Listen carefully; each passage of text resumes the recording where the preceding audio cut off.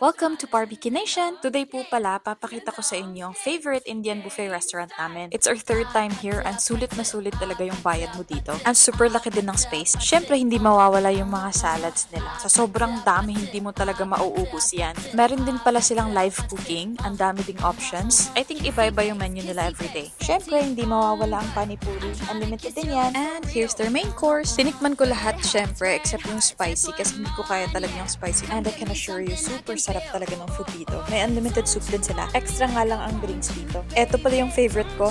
Favorite ko kasi talaga ang shrimps. Unlimited din pala yan. And I think this one is Arabic food. At dahil unlimited nga, walang katapusang order to. And sa desserts naman, ang dami kasi nilang option. Hindi ko kayang tikman lahat yan. Eto naman, favorite ko din talaga to. Kaya yes, kuha lang ng kuha. At ang favorite part ko is kulfi, which is ice cream. And ganyan sila mag-serve. You can choose any toppings. Kung gusto mo lahat-lahatin muna. Go push. That's all for today. Bye!